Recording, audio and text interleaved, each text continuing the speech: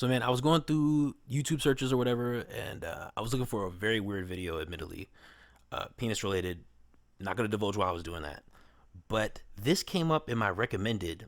It has 53 million views. It's called. It's probably been 2 years since I could use a normal toilet. Dan's 80-pound testicles. So there's no way I'm just gonna gloss over this video. It's like, what the fuck? What the fuck is this shit? I have to check this video out. And it's kind of sad, man, but let's check it out.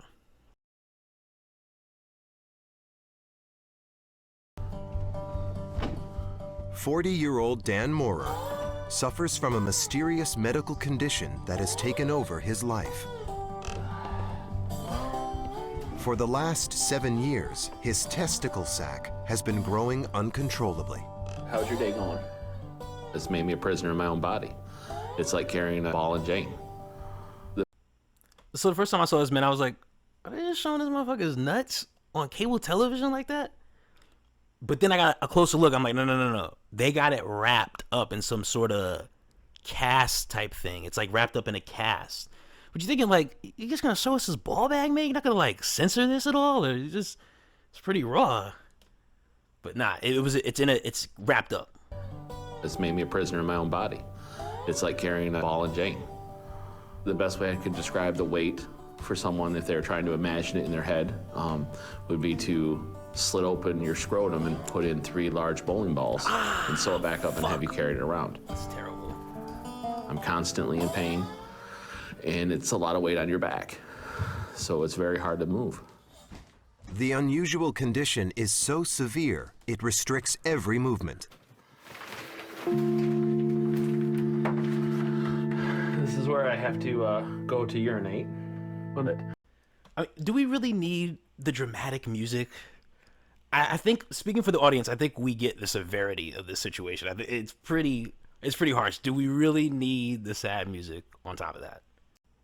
I guess I get it. If you were to keep playing like that honky tonk music that they had at the beginning, it'd be kind of off tone, I guess. So I kind of get it.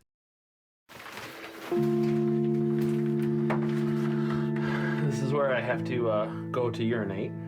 When it was smaller, I could lift it onto the toilet and pee into the toilet. But when it got bigger, there was always a chance that it'd make a mess. So it was just easier to pee into the shower stall and then rinse it down with the water. It's probably been 2 years since I could use a normal toilet to urinate. Could you imagine if your balls were so big that it prevented you from doing normal activities? Like you had an excuse, like it was almost like COVID, but for your balls. Like you like, nah, I can't go get the paper. My balls are too big. Can't mow the lawn. These balls, right? like yo, if this nigga was a rapper, he'd be the biggest rapper. He'd be the biggest rapper in the country right now. He literally cannot do normal things because of his nuts. That's crazy. Supporting Dan through his struggle is his loving wife, Mindy. Yo, I don't care what niggas say, bro. This is a down ass bitch right here. Bitch, you're not down until those balls hit 60 pounds plus.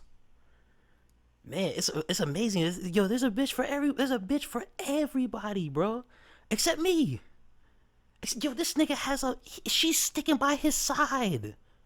She's a trooper, man. She's a trooper. But it's just amazing, man. I was like, I can't find where the bitches at, man. Where the bitches that will support niggas through hard times, bro? I got hard times. I got body parts that are way too big. I need some help. Mindy is my wife. We've been together almost 20 years. She's my best friend. She's my everything. Okay, baby doll. Dan relies on Mindy for all his needs. Dan has become a prisoner of his own body, and I've become a prisoner with him.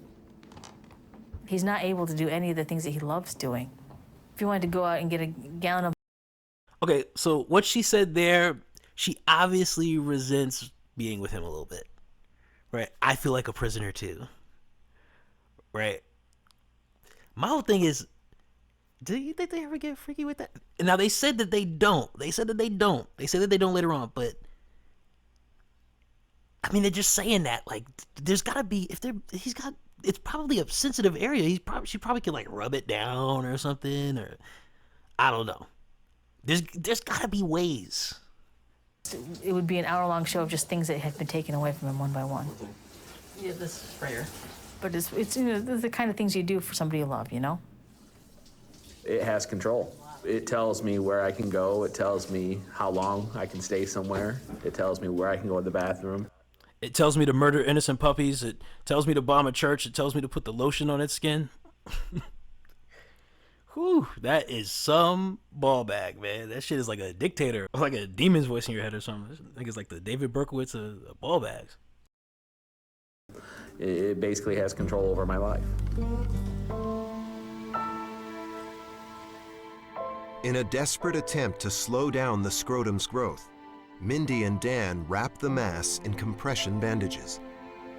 We use the bandages to try to stop it from growing further, but we also use the bandages to try to like with the break fucking it up a piano little bit track. so it might get smaller. I mean, do we really need the piano solo here? We're only like, slowing it down, we're not get stopping it. it. It's like you might as trying to well have stop no the sea music with at a sand all for bucket. this. It's not happening.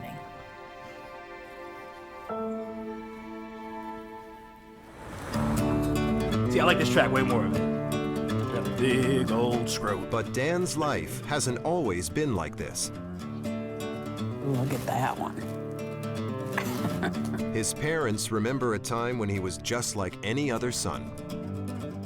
This is Danny, with a tie and a sweater, looking First grade. either kindergarten or first grade. I want to say kindergarten. And this was Christmas time in '87. As Dan was growing up as a young man, he had many friends. He was involved in sports at school. He just was always doing something, always moving.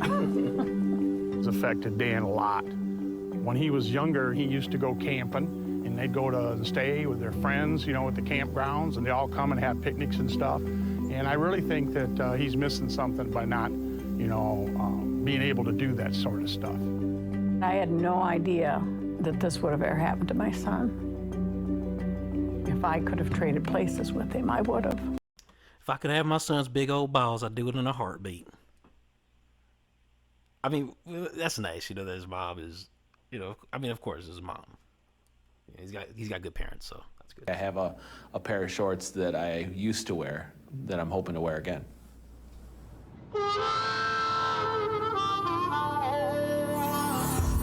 Walking just a short distance is painful for Dan, so the only exercise he gets is in the local pool. It's also one of the few things he can still do with Mindy. Going out and doing things was a huge part of our relationship.